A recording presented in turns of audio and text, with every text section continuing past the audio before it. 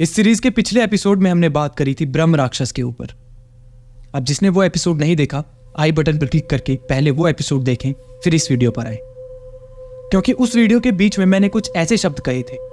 मैं 10 महाविद्याओं में से एक हूं, क्या मैं तुम्हें पसंद हूं? और मैंने कहा था ये एक ऐसी सिद्धि के शब्द हैं जिसके बारे में मैं आपको नेक्स्ट वीडियो में बताऊंगा। तो हाँ, आज हम उसी सिद्धि के बारे में इस वीडियो में बात करने वाले हैं। ये सिद्धि एक ऐसी सिद्धि है जिसको करने के चक्कर में कई लोग मर चुके हैं। इस सिद्धि को केवल असली अघोरी करते हैं, जिनका इस दुनिया से मोह माया से कोई लेना देना नहीं होता। ये रहते भी हिमालय के जंगलों में। तो आइए आज बात करते हैं शव साधना के ऊपर।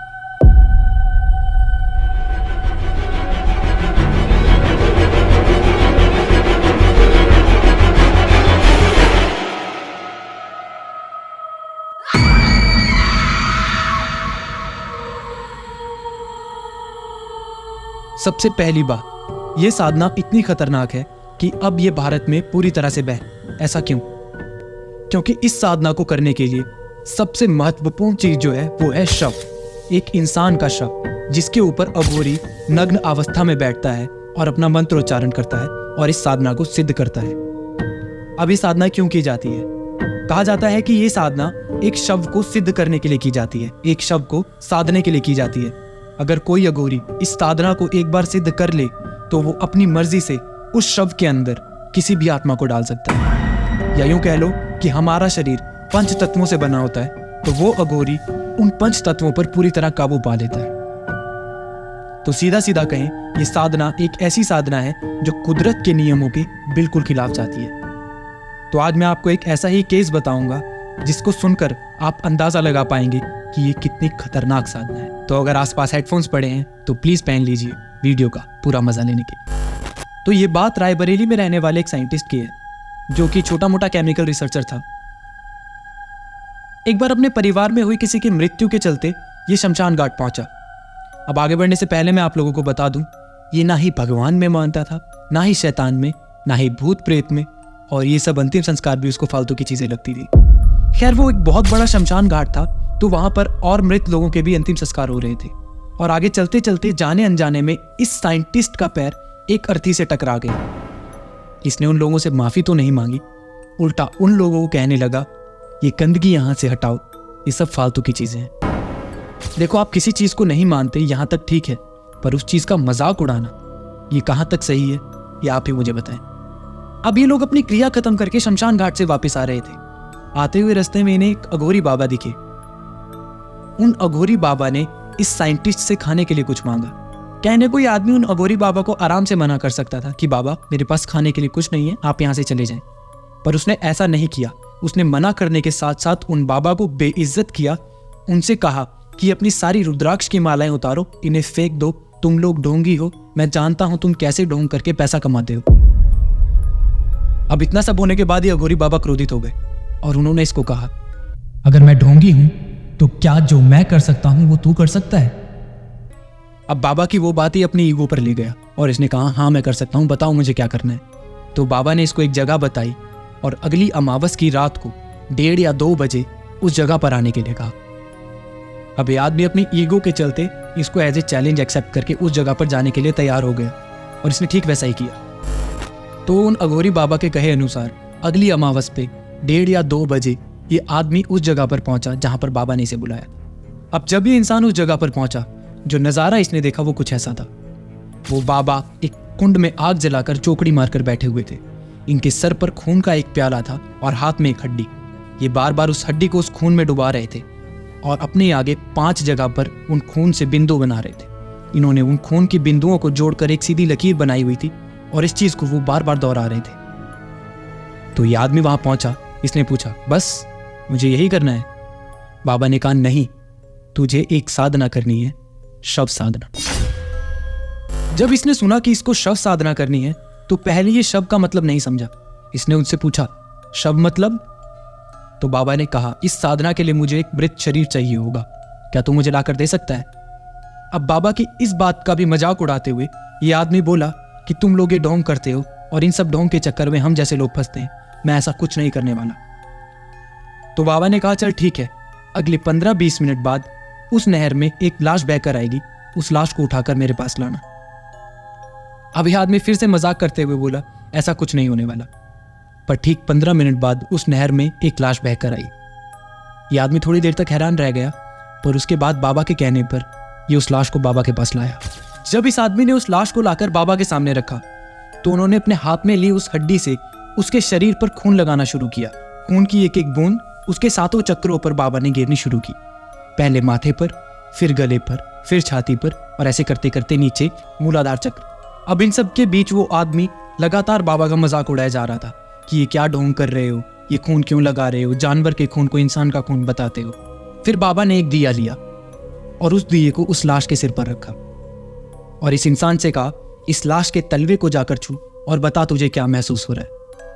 ये थोड़ी देर के लिए डरा, पर इसने अपनी ईगो के चलते ऐसा ही किया।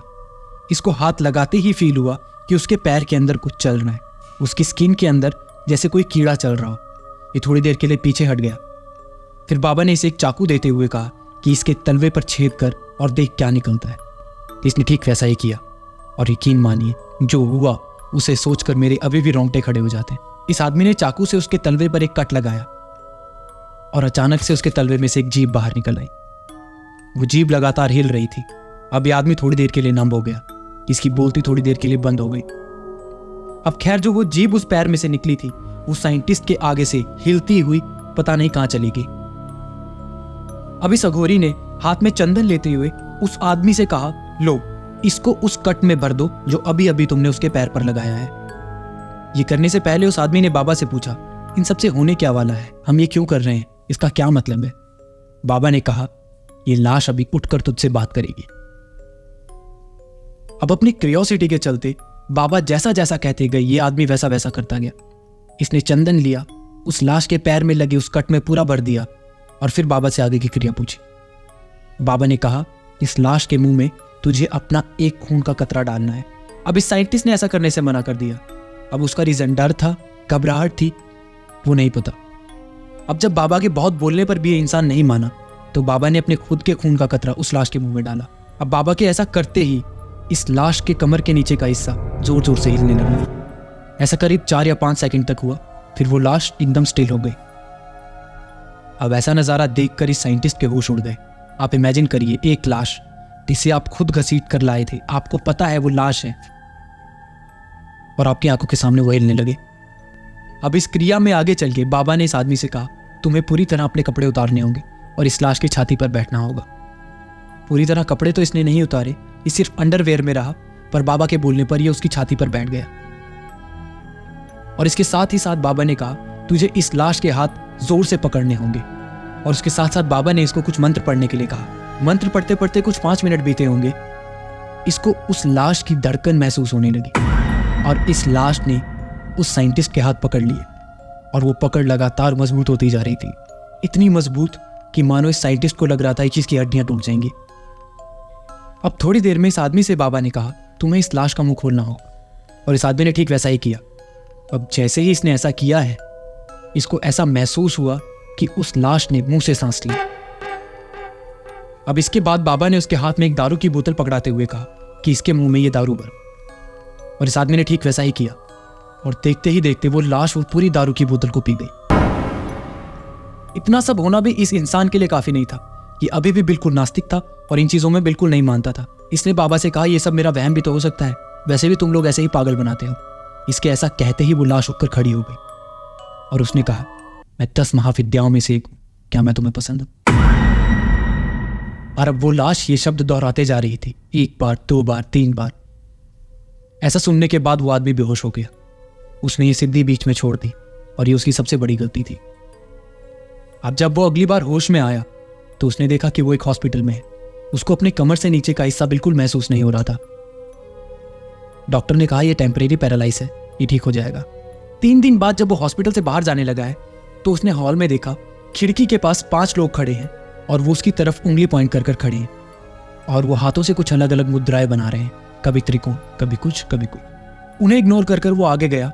उसने देखा 8-10 लोग एक सीट पर बैठे हैं और वो बार बार अपने सर पर हाथ रखकर इसकी तरफ कोई मुद्रा कर रहे हैं। वो बार बार ऐसा कर रहे थे। अब हालात कुछ ऐसे हो गए थे कि इस इंसान का सो पाना भी मुश्किल हो गया था। ये जब सोता था तो इसको लगता था कि इसकी छाती पर कोई लाश पड़ी है और वो बार बार इससे कह रही है कि ये लोग मुझे जला देंगे, मुझे बचा लो। कुल मिलाकर अब हालात ऐसे हो गए थे कि इसको मुर्दे दिखने लगे थे। इसको अलग अलग मुर्दे दिखते थे, वो इससे बात करते थे। फिर कुछ समय बाद ये एक शमशान घाट पर गया। वहां पर उसने देखा कि एक परिवार में किसी की मौत हो गई है और उस परिवार के लोग रो रहे हैं।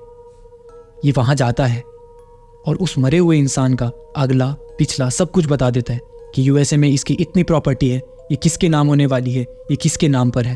वो परिवार वाले इसका मुंह देखते रह जाते हैं। आगे चल के इसने ऐसा ही करना शुरू कर दिया। ये किसी भी मरे हुए इंसान के मुंह में हाथ डालता, उसकी जीभ को पकड़कर उसकी सारी बातें बता देता, उसके मरने के पहले की, उसके मरने के बाद की। तो कुछ परिवार वाले भी ऐसा जानकर खुश होते थे कि वो मरने के बाद भी अपने परिवार वालों से बात कर सकते हैं।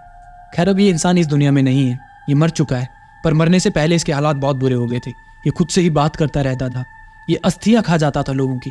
ये जाता था, चिता में से जलते हुए कोयले अपने मुंह में डाल लेता था। ये खुद से ही बातें करता रहता था और ऐसे भटकता भटकता ये पागल हुआ। उसके बाद इसकी डेथ हो गई। तो ये होती है शव साधना। और मैं बता दूं, जो भी मैं आपको कहानियां सुनाता हूं, ये आपके ऊपर है, आप इनको माने या ना माने। मैं बस आपको ये सुनाता हूं। अगर आप इसको एंटरटेनमेंट पर्पस के लिए लेना चाहते हैं तो भी ठीक है। अगर आप इनमें बहुत ज़्यादा मानते हैं तो भी ठीक है। अगर आप इनको बिल्कुल नहीं मानते तो भी ठीक है। मेरा ओपिनियन यहाँ मैटर नहीं करता। आपका इसके बारे में क्या ओपिनियन है, मुझे कमेंट्स में ज़रूर बताएं।